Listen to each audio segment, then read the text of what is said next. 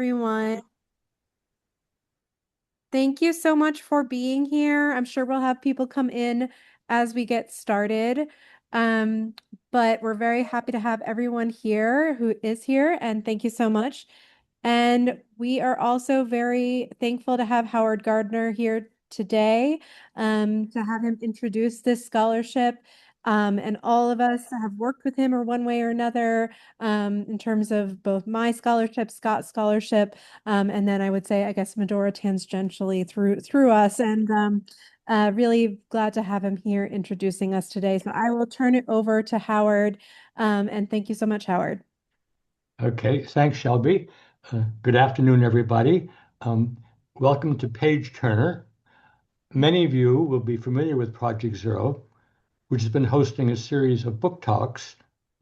Some of you have been at Project Zero for decades. In my case, this is my 59th year. But for those of you where Project Zero is unfamiliar, we are an educational research group at the Harvard Graduate School of Education. We develop ideas and practices in education and try to give them a push in the right direction. We do this in various ways, via workshops, institutes, academic papers, popular papers.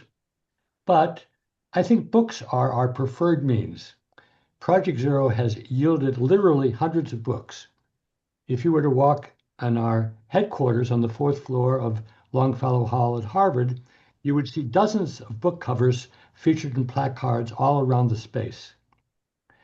So today, fittingly, we introduce another entry into the Project Zero books, Character Compass. And this book has a special relationship to Project Zero because Scott Seider, the senior author, was a doctoral student at Harvard.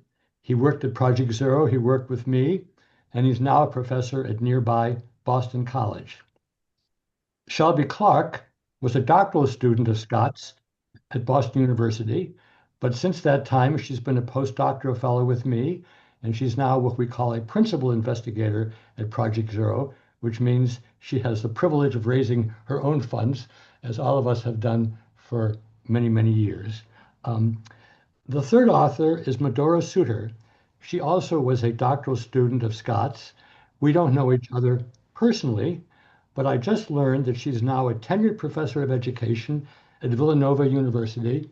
So congratulations, Madora. So much for background.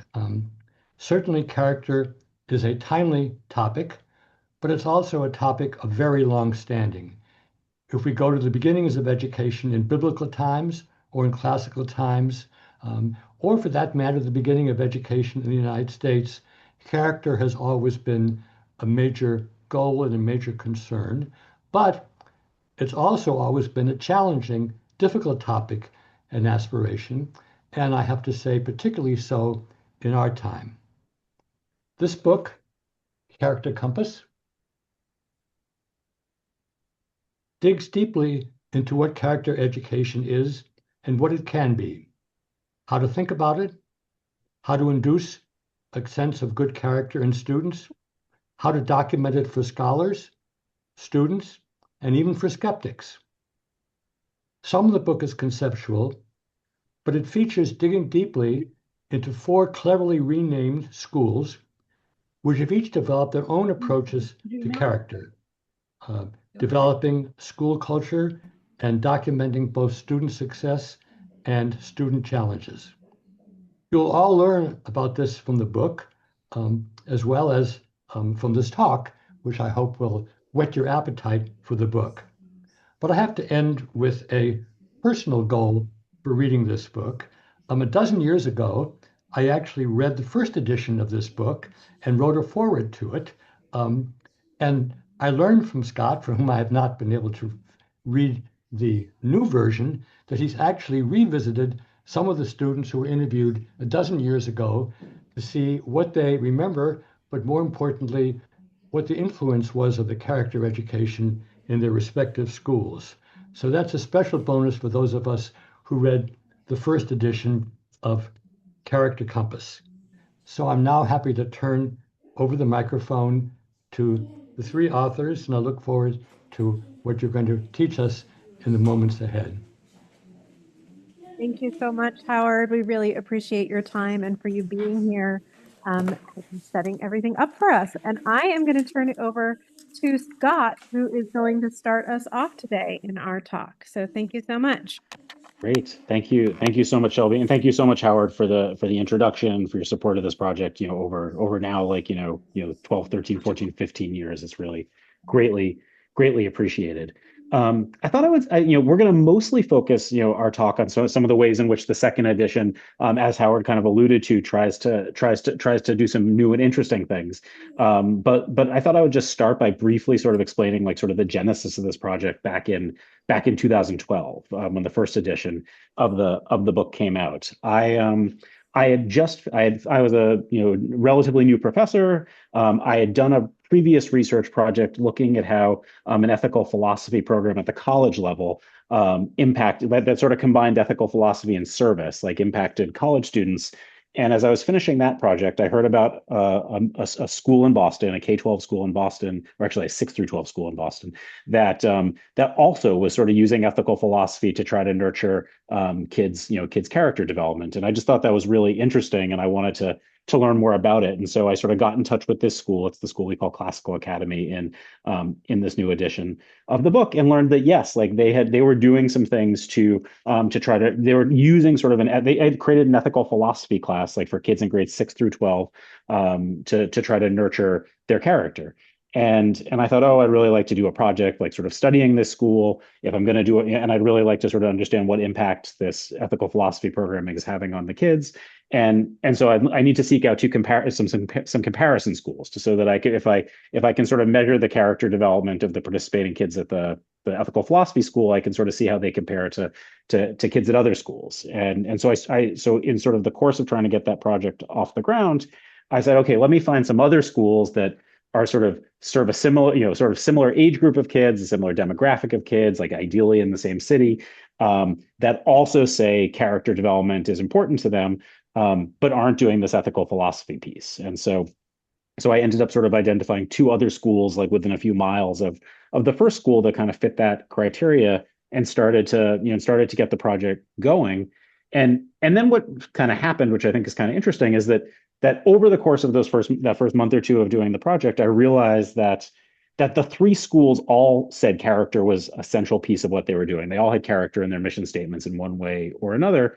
But I realized they actually meant different things when they said the word character. Like they literally meant that word differently. And so that ethical philosophy school that I sort of started with, when they were talking about character, they were really interested in moral character. And we'll say a word or two about that in a moment. But one of the other schools, when they used the word character, they were really talking about performance character. And one of the other school, and the other school was talking about civic character. And I think I had this terminology in my head because a scholar at the University of Missouri St. Louis, David Shields, had written this piece that I have up there in the top left-hand corner, where he sort of suggested that it might be useful to talk about character development in terms of moral, performance, civic, and intellectual qualities. And that's really where the genesis of the book came from, where I sort of said to myself, oh, it'd be really interesting to think about, to sort of adjust my focus beyond that single school, and think about how these three schools, with their three different emphases on character, are influencing the young people in their schools. And so over a full school year, I tried to spend as much time as I could at these three schools, like observing classes, interviewing students, interviewing teachers. I actually surveyed students at the beginning and the end of the year at all three of the schools, and sort of embarked on like what I wouldn't have had the language to describe it at the time, but I sort of now think of as kind of a mixed methods ethnographic case study of each of these schools, where I was trying to really understand how kids were changing as a result of the character work that they were doing, and also to really understand like what the character work looked like and sounded like and felt like. And so that was the genesis of this project, like back in 2012. And maybe like and then a year or two ago, the Harvard Education Press came and asked me if it would be interested in doing a second edition of the book. And as I was thinking about it, I thought, oh, one thing that I would love to do, if possible, would be to bring a fourth school into the mix that that focuses on intellectual character. And I knew that Shelby and Madora, who I'd worked with when they were graduate students, were sort of the perfect people to help with that piece of the project. And then the other piece of the project that Howard alluded to that I thought could be really interesting was would be to try to track down some of the students that I had interviewed as middle schoolers and high schoolers when, who are now young adults, in some cases not even such young, sort of fully adults, and sort of ask them kind of retrospectively, like, how do you think back on your middle school or high school experience and its impact on your trajectory? And I said it'd be interesting to do the same thing with the principals at the time of those schools and some of the teachers as well. And so those are some of the things that we're excited to talk to you about today as we get into this project. Shelby, would you flip to the next slide? And so very quickly, I just want to share one story from each of the three original schools, and then I'm going to hand off to Shelby and Madora to tell you a little bit about the fourth school that we sort of bring into this new edition that focuses on intellectual character. But that original school in the study, it was the school that really where the study started, is the school that we call Classical Academy. And as I mentioned, like when I think about when Classical Academy talked about their character goals, they were really talking about moral character, like their desire to nurture qualities like integrity and respect that are necessary for sort of engaging in ethical relationships with others. And as I mentioned, like one way that Classical Academy tried to do this was by having this ethics class that met once a week, like in grades 6 through 12, and that sort of had a curriculum that sort of scaffolded up from 6th grade to 7th grade to 8th grade to 9th grade to 10th grade, where the students kind of like deeply studied these 5 virtues that were sort of the 5 core virtues for the school, which were sort of courage, compassion, integrity, respect, and perseverance. And I thought I would just read one paragraph from one of the chapters on Classical Academy, just to give you a little bit of a sense of what ethics class kind of sounded like. And so I'll just read for just a moment. And it says, in a lesson on the virtue of respect, Classical Academy 8th graders read an excerpt from a Platonic dialogue in which Thrasymachus argues that justice can be defined as that which benefits the most powerful. And then students discuss this conception of might makes right justice. You don't necessarily get power because you earned it, one student offered. Nowadays, anybody can get power. And if you're a ruler, you should make rules for everybody. Another student, referencing his teacher, observed, some of your rules we have to follow. But if you said we had to sit on the floor, well, no, we don't. The lesson concluded with an excerpt from Dr. Seuss's Yertle the Turtle, a children's story in which Yertle the Turtle, the king of Solomon, forces his fellow turtles to stand on each other so he can perch atop them and enjoy the best view of the kingdom. And then Classical Academy students discussed how Yertle's actions might align with Thrasymachus's conceptions of justice, and that segued into whether or not Yertle had acted virtuously. No, he put the other turtles through excruciating pain, one student offered. And a second student chimed in, I say no because he wasn't showing compassion to the other turtles. And so that gives you a little bit of a sense of sort of how Classical Academy was thinking about trying to nurture its students' moral character development, like through this ethics class that kind of merged classical philosophy with Dr. Seuss. So that was one school. The second school was a school we call College Bound Middle School, like that when it talked about its character focus, like really meant that what it focused on was performance character, which are the qualities such as effort, diligence, perseverance, like needed to maximize your potential in endeavor, whether that's an academic or athletic or artistic.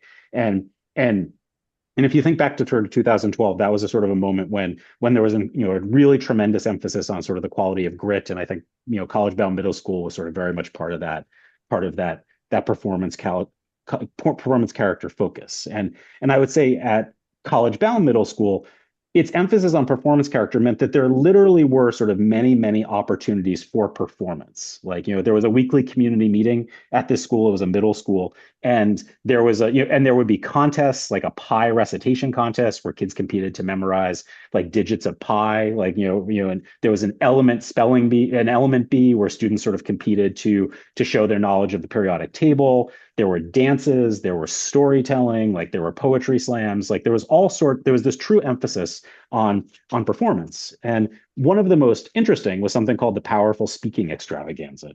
And the Powerful Speaking Extravaganza was each student in the school sort of picked a reading they spent weeks in their advisories kind of preparing to perform this reading, which could be a poem or an essay or a story, or a song. And then sort of on the day of the powerful speaking extravaganza, the MCs who are eighth graders at the school sort of picked names out of hats. You got called up to perform your reading, and there were prizes for performance. And so I'll just read sort of just a very brief excerpt from the powerful speaking extravaganza.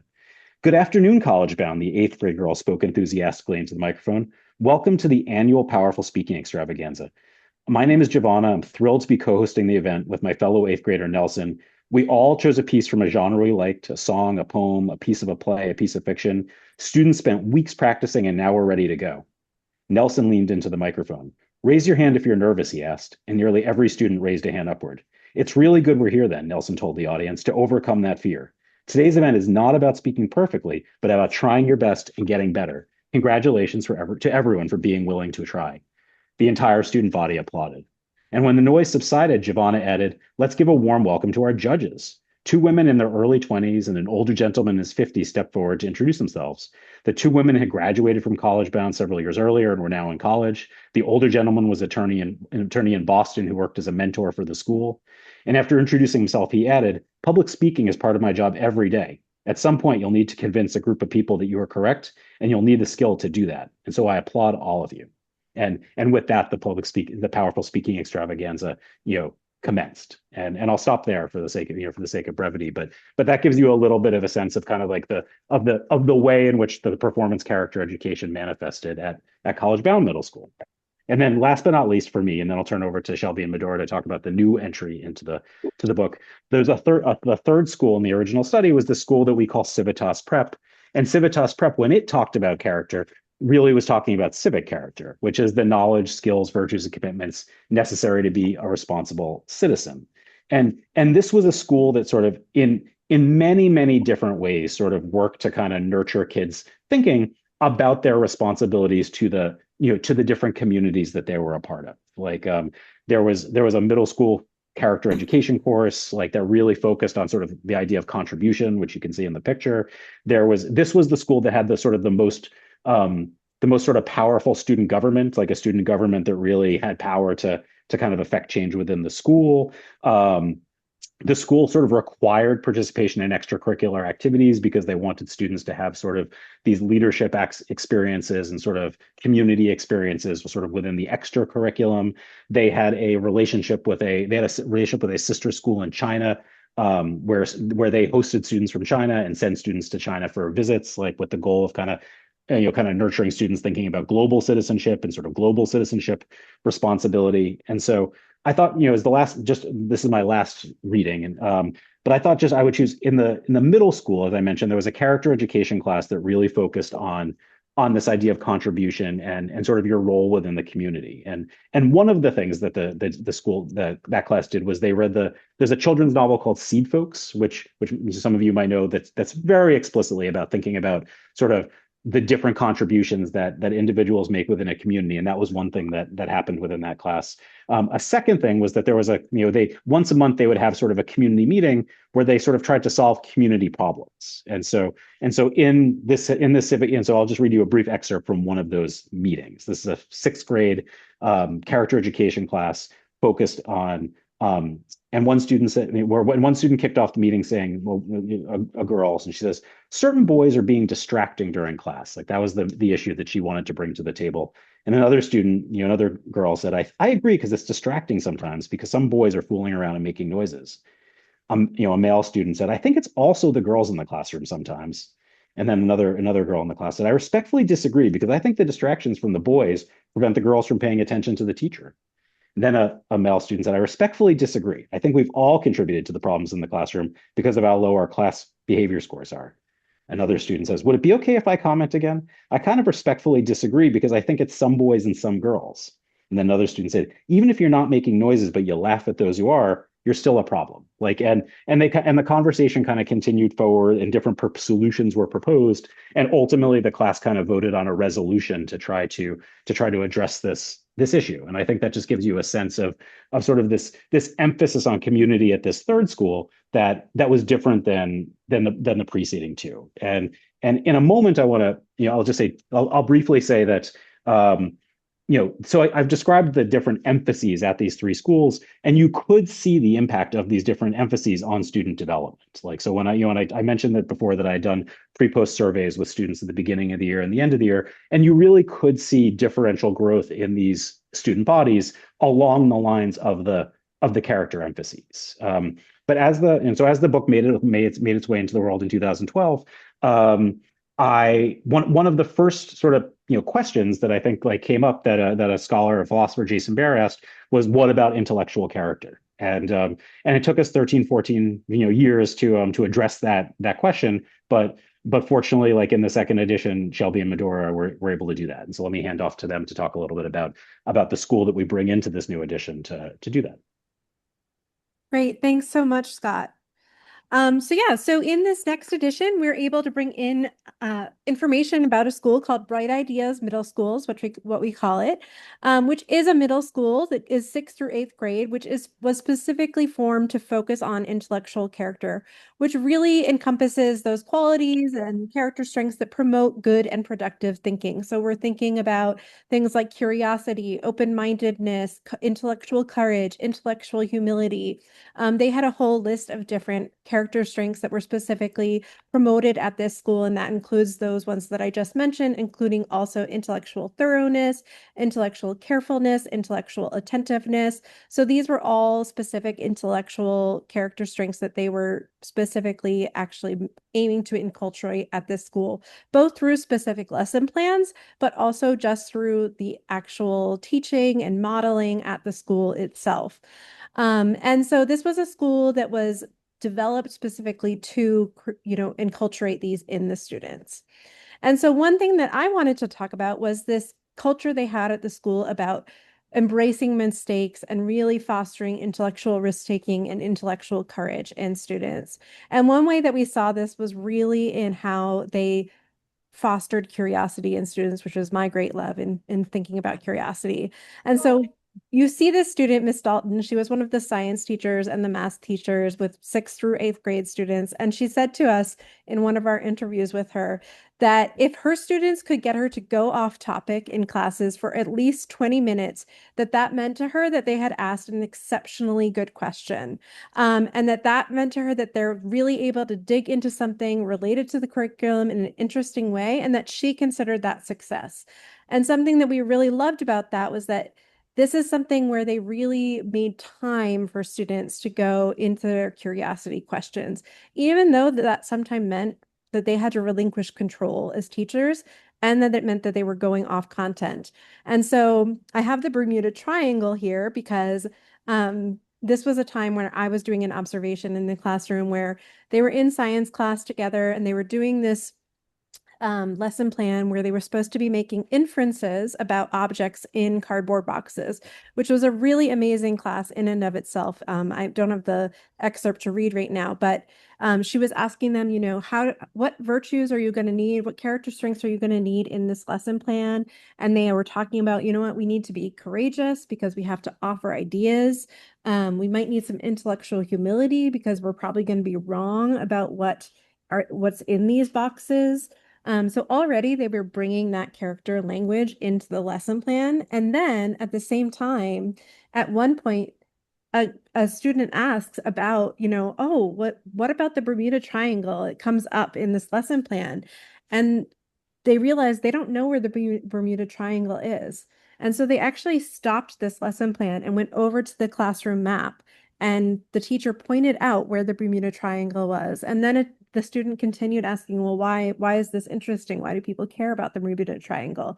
And the teacher offered, I don't really know. I don't know that much about the Bermuda Triangle, modeling her own intellectual humility. And then other students were able to offer ideas about what they knew about the Bermuda Triangle. And so it was about probably a 5-minute to maybe 10-minute offshoot in the lesson plan. I would say not 10 minutes, but probably 5 minutes about talking about the Bermuda Triangle, where people actually got up to go over and talk about the Bermuda Triangle in the middle of this inferences lesson plan. And so making time to really honor the students' curiosity as a way to really value that intellectual character.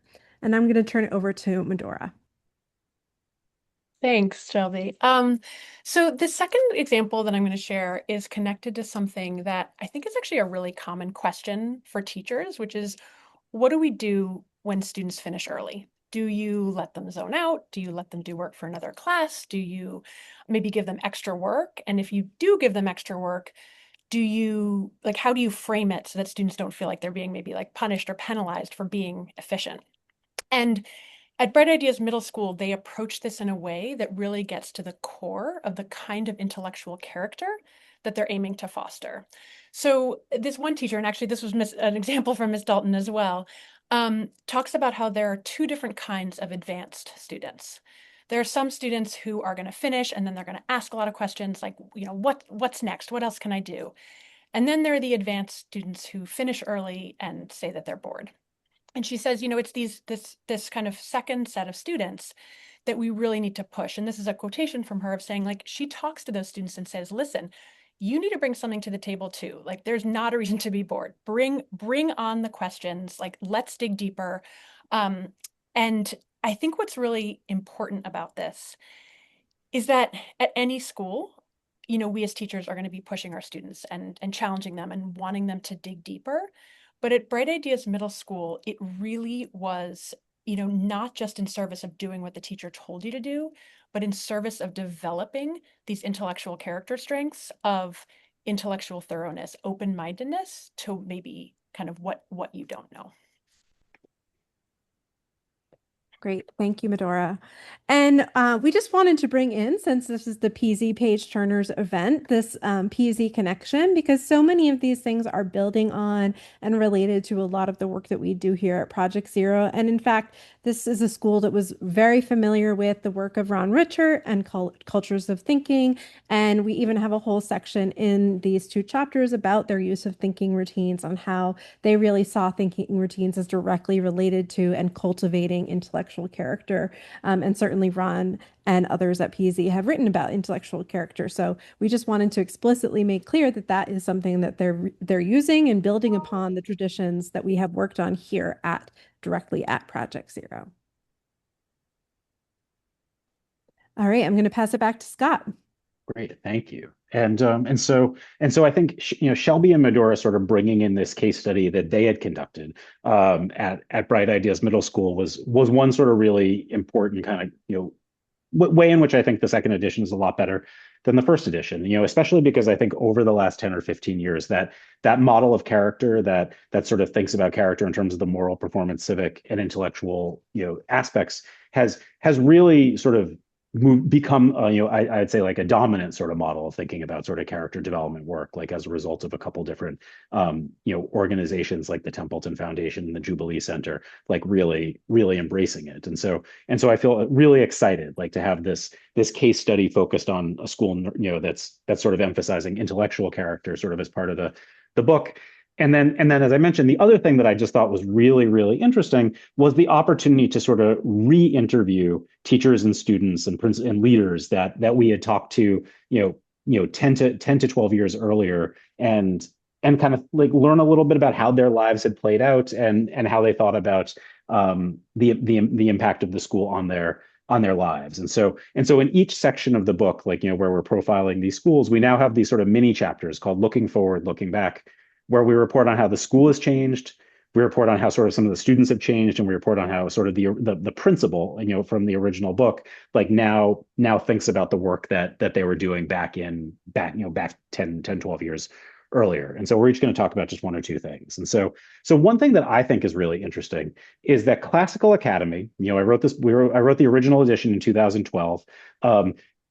And they sort of moved forward with their ethics curriculum. But around 2020, like after the murder of George Floyd, when I think like a lot of organizations were trying to think more deeply about about issues of race and justice, like a lot of the educators at Classical Academy started to feel like the ethics curriculum that they'd been teaching for many years, and that really was at the center of what the school did, wasn't culturally responsive enough, for for their student body, which was almost entirely Black and Latino students. Like, and they felt like the curriculum was, was heavily sort of Eurocentric, like heavily white, like heavily male. And that actually resulted, like in the early 2020s, like of the school dropping the ethics curriculum. Like the ethics curriculum got dropped, it got replaced by an SEL curriculum, a social emotional learning curriculum, and the school kind of move forward with that for a couple of years. Like, but interestingly, around 2024, a new executive director took over at Classical Academy, Farah Robichaux, and Farah, as part of her sort of entry into the school, started interviewing, doing sort of interviews with alumni of the school, and an alumnus after alumnus was telling her about how important the ethics curriculum had been to their experience at Classical Academy, and this ethics curriculum that the school was no longer using. And so Farah and sort of another longstanding administrator at the school said, like, we need to think about this. Like, and she sort of said in some ways it started to feel to her a little bit like the school had lost its why. Like that the school had been sort of like that ethics curriculum had been very much built into the DNA of the school, and that something was really missing. Like, and that was something the alumni were telling her. And so actually this year, 2020, 2026 represents like the return of the ethics curriculum at Classical Academy. Not in its original form. Like, there's adaptations made to it, like with the goal of being more culturally responsible. And Farah has this quote that I just really love, where she says, "It's okay that the ethics curriculum we used in 2010 may need to look different than the one we use today, and that's okay. Like, that doesn't mean that we fail. That doesn't mean the people in 2010 were wrong." And I think that piece around being accepting of non-closure, that's the piece we have to come to terms with. Like, and what she sort of wants to do as a leader at Classical Academy now is sort of be in continual conversation about, is this ethics curriculum like meeting our needs in this moment, and what sort of continuous adjustments do we want to be making to it to have it better suiting our students. And so I thought that was a really interesting trajectory of one of the schools that we originally profiled. So one of the things that really stood out to us hearing the Bright Ideas Middle School teachers reflect back was how they saw the connection between intellectual character and social and emotional learning and community. And you need to build relationships and trust and community if you're going to be asking students to have an open mind and to take intellectual risks. And they knew that. But reflecting back, they said that this connection became even clearer. But I think what was really cool about this was the ways in which they really worked to build community as a foundation for intellectual character, but also how they used intellectual character and what they knew really, like how to do really well in order to build community. And so like when there was a breakdown in community, they would use the thinking routines that were already established to engage students in thinking about what the right thing to do was. So for example, there was an instance where students needed to address how students were treating each other in online spaces and how they were engaging with each other. And so they used a thinking routine called tug of war, where you give students statements and you go to different sides of the room depending on the extent to which you agree with the statement. And then they use that thinking routine to say, okay, let's talk this through. How do we treat each other? And so I think it was really cool hearing them reflecting back on, they did make a stronger commitment to social and emotional learning and community as a foundation for intellectual character, but they also used what they knew was their strength, which was intellectual character, as a way to strengthen the community of their school. And then in terms of just, and as I mentioned, we re-interviewed quite a number of students, but just to give you sort of a little flavor of one of them, and I'll say, and maybe I'll just briefly say, because I know there's quite a number of researchers on the Zoom, and thank you so much for being here. But one of the things that was fascinating to me was that like these were all young people that I had interviewed when they were middle schoolers, like, or high schoolers, and not a single one of them remembered me interviewing them. Which I was actually I sort of worked with their former teachers to connect with them, which is very fortunate, because I think they to a person would have assumed I was scamming them, and refused to and sort of refused to even respond to to my correspondence. And I just thought that was so interesting that, as a researcher, like you think like, I don't know, you think that, you're, Think this better. so yeah, and so it was fascinating to me that I had to really convince like these young folks that I had spoken to them 12 10 or 12 years ago. But one of those folks was Ravi, who I'd interviewed, who was from Civitas Prep, who I'd interviewed when he was a ninth grader.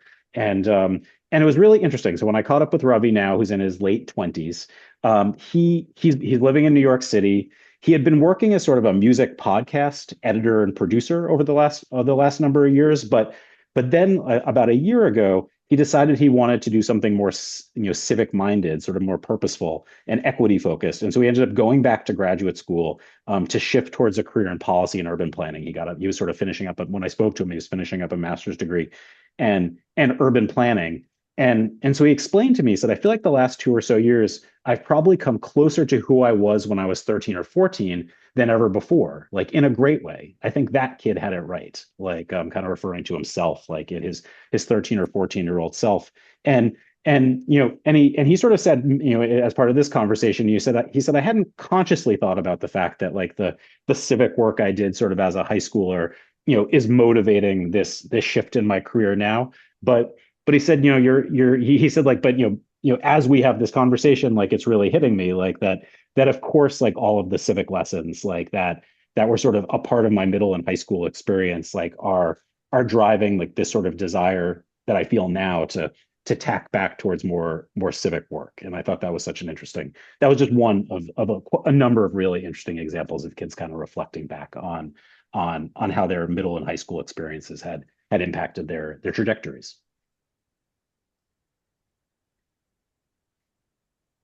Then we just really like this quotation. This is from a student looking back on his experience at College Bound, which is the performance character school. And I think just this specifically the focus on I didn't know that people could be that invested in me and care about me outside of my parents. And that really inspired him to be saying to kind of go into this the kind of social work that he does now.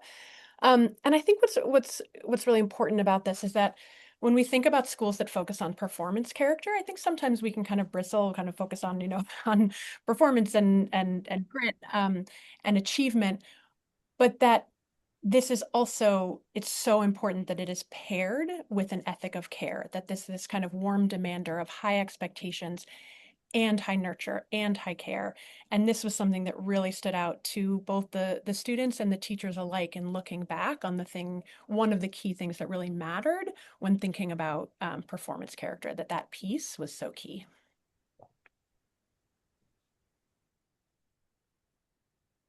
Oh, Shelby, you're on mute. Just to finish up, we wanted to give an overview of the takeaways at the end of the book. We're really excited that we have these takeaways and sort of as a jumping off point for questions. And I'm not going to read them each, but really the idea that, that character is contextual, that, schools should think about how to develop their own character program and identifying their own educational goals around character, that it doesn't have to be, just one of these areas of character. It can be, drawing on multiple different areas. Having that character language is really clear throughout all of these different areas, establishing that school-wide character vocabulary. Again, what Madora was just saying, care is the foundation.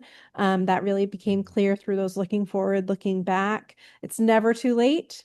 And be thoughtful of the critiques of character education, but not deterred by them, as we've really heard those more and more. But not to let that stop us. And so I think we're going to end there. We have some resources. This will be available. We can send this out to everyone. And also the recording will be posted as well. But we wanted to leave time for questions and answers as well. And we just really thank everyone for being here. All right. I'm going to stop the sharing so that we can see and if there's anything in the chat. And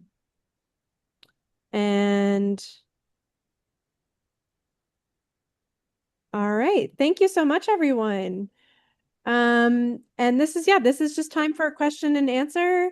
And if you have any questions, feel free to raise your hand and or write in the chat. Carrie, I see your hand. Thank you so much. Thanks to all three of you. And Scott, I remember that when you first published Character Compass, the first edition, you gave a talk at the Ed School. Is that right? As part of CMEI? Yes, that's Am I right. remembering this Yes, correctly? Yeah. yes. So and I was there and it was great and I love, seeing this come to its next stage, and maybe someday there'll be a third edition, who knows. So I love the intellectual character of you all and the curiosity to kind of go back and reflect on these things. Um, and to gather more data, which I think is so needed, this kind of longitudinal perspective on the influence of schools feels, really important no matter what the curriculum and experience is. But I think it's particularly interesting with the themes that you were looking at. So one related question was when you were interviewing the alums, I'm curious, were there any reflections back with that were more critical, that were more concerned? And I'm thinking in particular of Scott, what you shared about the evolution of classical academy and their recognition in 2020 that they really should, move in a more culturally responsive direction. And I know at that time there were lots of people sharing on social media and elsewhere, kind of reflecting back on their education and experience, as well as people talking about the workplace in all areas of society and the experiences that they had had with racism. And I'm just wondering if any alums really reflected on that as a concern for their experience, either at Classical Academy or any of the other schools. Great. Thank you, Carrie. Thank you so much for coming to the talk then and now, which is very kind of you. That's a terrific question. I would say, and Shelby, you might have an answer to this too with regard to to Bright Ideas Middle School also, but I would say like there was one young person I interviewed from each school. There was one young person who had sort of like some more criticisms of the who had some criticisms to offer of their experience. Like I guess I would say it was sort of four-fifths folks sort of saying like here are some really powerful and positive aspects, and then one person who tended to say like, oh, here's a thing that I really didn't like. Interestingly, like the question you raised, Carrie, about sort of cultural responsiveness, if anything, it was sort of the opposite, like from Classical Academy in particular, where one of the young people I interviewed, interestingly, was now herself a middle school assistant principal, like in Texas, like and she was sort of saying like, we have an SEL program like in my school, but it's not doing like what that ethics program did. Like it's not sort of giving us like a language for like running a community in the same way. And she had all sorts of good things. She's like, the SEL curriculum has all sorts of value, but it's not the same thing, and it's not doing the same thing. And I thought that was really interesting. As I'll just say, as an example of like a criticism, one of the students at College Bound Middle School, which was the performance-oriented school, offered this criticism that I think was really legitimate, which is that the school was so focused on performance that they took the honor roll very, very seriously, as you might imagine, like sort of celebrating academic performance, and they actually had like a special trip every trimester for kids who had made the honor roll. Like, and it could be like a ski trip, like, or I mean, it was a real sort of, or going to an amusement park. Like it was a big deal. And one of the students we talked to just said, she said, I actually went on that trip like most times, but particularly for like a demographic of young people who were like, this was a school serving predominantly low income kids. Like she said, like, I just felt like I have a lot of classmates who would like love this experience, like, and it felt really hard, like that like they were being sort of denied this experience, like because their grades didn't sort of amount to the honor roll. And so that was an example of a critique that that a student offered that struck me as really valid. Shelby, I don't know if I have one in my head from Bright Ideas Middle School, but you might also. I'm not sure. Definitely feel free Yeah, to yeah. weigh in, Scott. I think the biggest critique for that we heard overall was sort of what we touched on in looking forward, looking back, was just that the idea that there was a lot of I wouldn't say a lot of behavioral issues, but just in general that it could get pretty rowdy at the school. And I see that back in my notes when I look at them. And so I think there was really this overarching feeling, I mean, sort of what we said, where it was like we did need to figure out, we were a new school. This school had just been started like a year or two before my observations. And so I think they were still really figuring out how to implement intellectual character, and then they needed to implement more of that social emotional learning behavioral element in the school as well to help with the some of the behavioral elements as well. So Yeah, that's exactly what I was thinking of. yeah, Like that, like the principal, both yeah, the principal of the school, who's actually still the principal of Bright Ideas Middle School, sort of said that she sort of embarked on the principalship, which was her first principalship, without having really thought at all about what would happen if students misbehaved. Like she just like it really was this very sort of intellectual idealistic, like it was real, like it really, like they really hadn't thought about some of those things, and I think realized pretty quickly that they needed to, and the students felt like that also, that they needed to. yeah. That was the We had, one thing. oh, go ahead. Oh, sorry, just really quickly to add is I felt like it was interesting to see the consistency between the critiques and what the educators were reflecting upon. So there was like the students, noting that kind of need for maybe more structure, and the administration was very much like thinking about that as well. And same thing with College Bound. There was a reflection. I think it was the principal saying, I think we needed more opportunities for. I think he used the term like free joy, or so you don't necessarily need to earn it. So there was kind of that. There was like kind of an alignment with the critiques and the reflections on the part of the teachers and administrators. Definitely. We have one question about potential advice for student teachers who are just starting out, Hmm. maybe in this area. And then Liz has asked about how important it is to call this character education. And then, maybe just promoting curiosity, but not necessarily thinking about that as character or character trait. Like, is it important to frame this within a character, sphere? Medora, I don't want to put you on the spot, but like I think you are working the most directly with pre-service teachers right now. Like, do you have thoughts about how this fits in? I do a little bit, and so thank you to my pre-service teachers who are here on the line too. I appreciate your being here. Yeah, I mean, this is something actually that I've thought about. It's funny actually when I applied to be a doctoral student with Scott, this is actually one of our like early conversations. I had a question about it, and I still think about this, is to what extent can you kind of do character work like in your classroom if you're not necessarily aligned with the school? Like if you really care about something and you're not at a school that's aligned, like what does that look like? And I still don't have like one answer. And I think part of it is thinking about one, knowing that there are so many different kinds of schools out there, I think can be inspiring to kind of help you with your own job search of like, what is the kind of school where I want to work at, where I can really, thrive and contribute.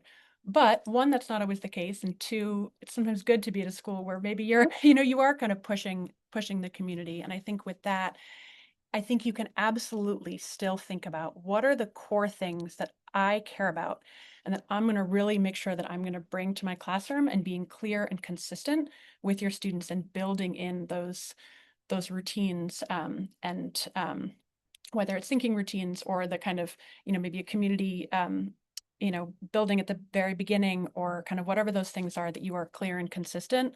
But also reflecting and giving yourself grace as it is always kind of an ongoing project. I don't know if you guys have anything more to add to that.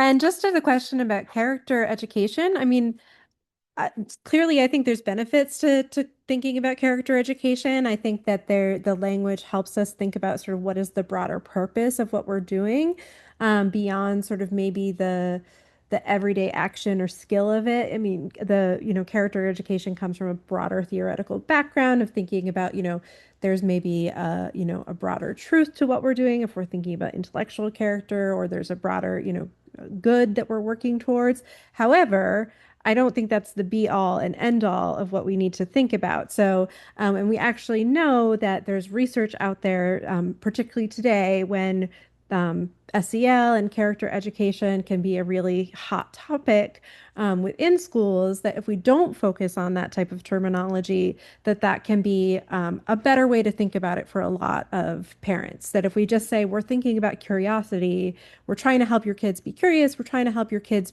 be kind, that is a better quote unquote sell than, saying we're doing a character education in schools or we're doing social emotional learning in schools. So I would just say I think they're all beneficial to talk about. Um, I guess that's my overarching answer.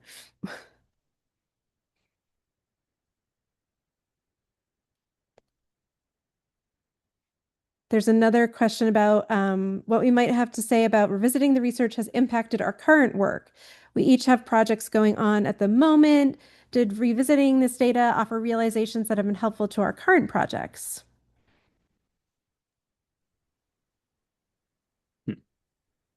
That's such a great question. Like Shelby, Madora, I don't know if you have a thought that comes to mind immediately. I can share a thought if not. All right. Well, yeah, oh, I know, Madora, go ahead. No, you go ahead. No, you go first. I'm still formulating my answer.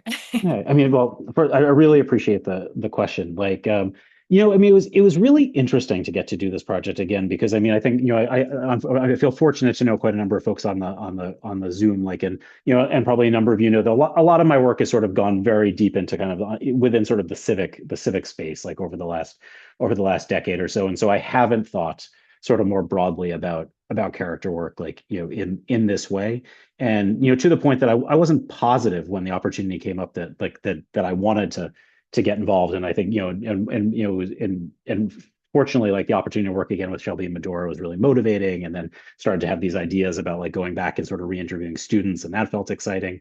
But I do think like I mean, maybe something that has surprised me a little bit is like, given that I feel like I haven't thought a ton about character development sort of so broadly in a number of years.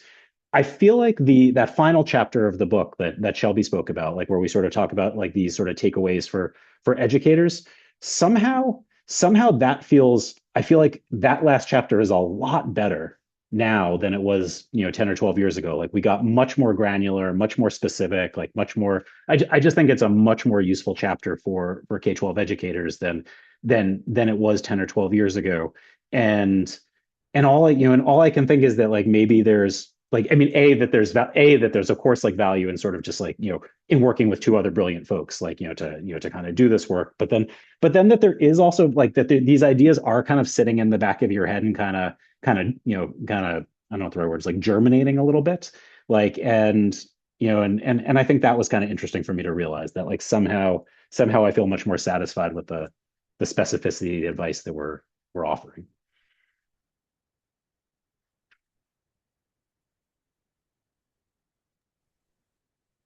I'll let you take it away, Madora. Okay, well, I think I think doing this work impacts both like my teaching and my research. So I feel like always reading these excerpts are always kind of inspiring, just like learning from what other teachers are doing. I just always think is really is really fun.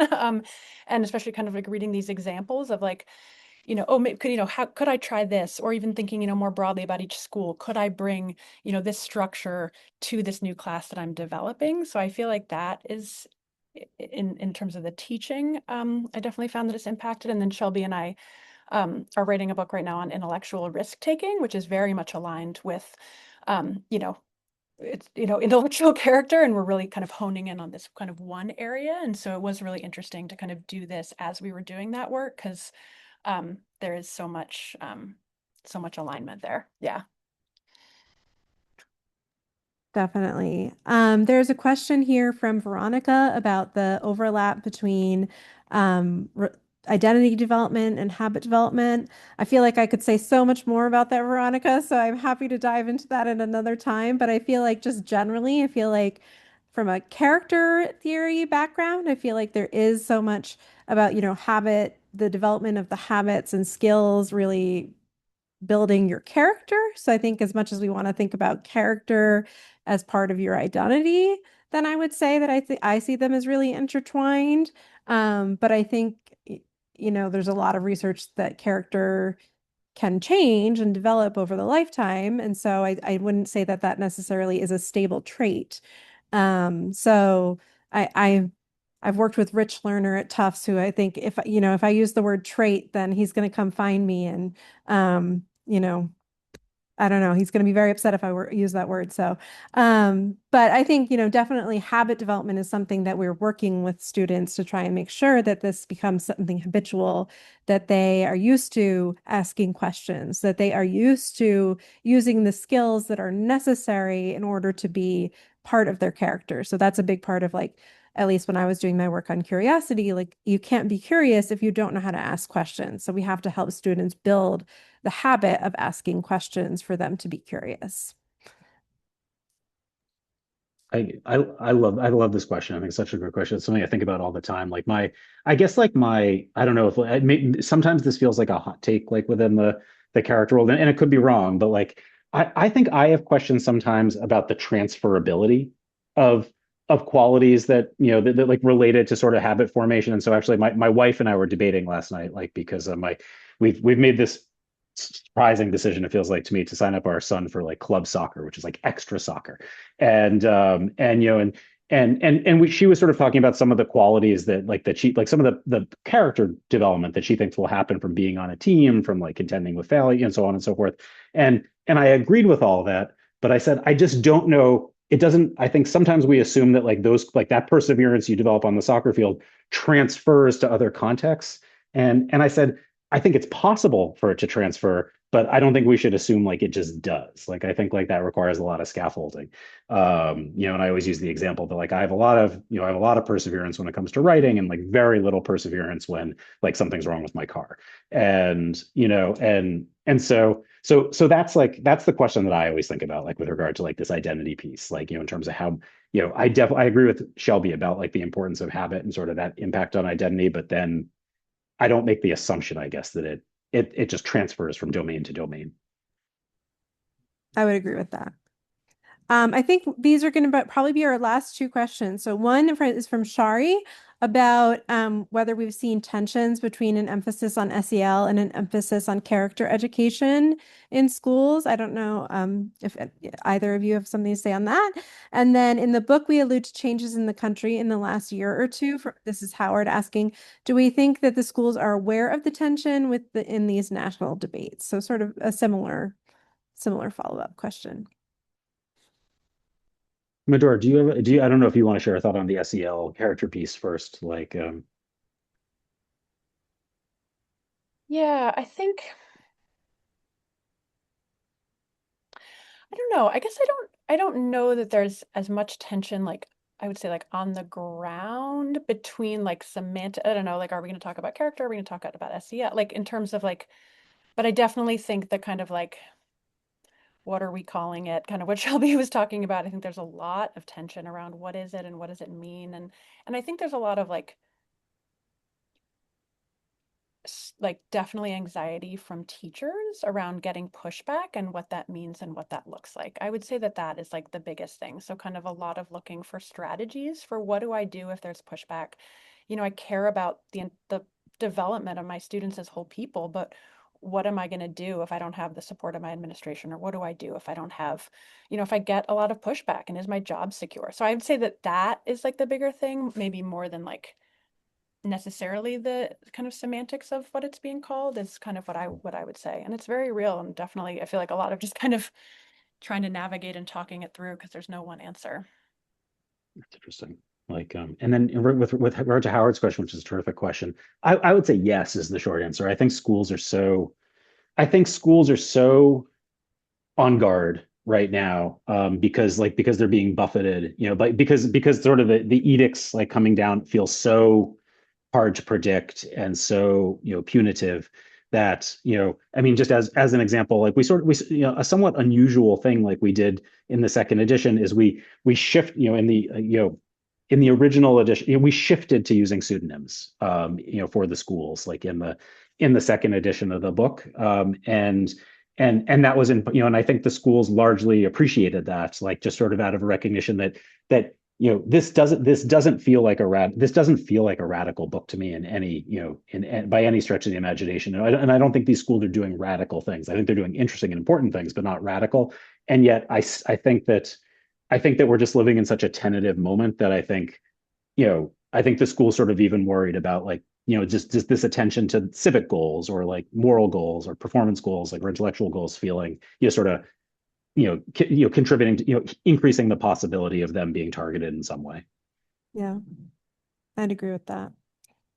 I think to Shari's question, I was just going to say, I think oftentimes, as academics, we care about the differences in terminology, and I don't know that I've seen the same from teachers. Oftentimes I think, and because they just care about their kids and that we're doing good things and helping them grow, and it doesn't necessarily matter, the minutia of the terminology, which is totally fine and totally great. It's whereas I might care about like, is it curiosity? Is it this? Is it that? And so I think that's maybe some of the differences we're seeing. Great. Well, it's 4 p.m., so I want to be cognizant of everyone's time, and just really thank everyone for being here. We'll share the slides and the recording, and very much appreciate having this conversation with you all. Thank you so much, everyone. Thank you so much, Howard, for joining us, introducing us. We really appreciate it. Thank you. Much. Have a great afternoon.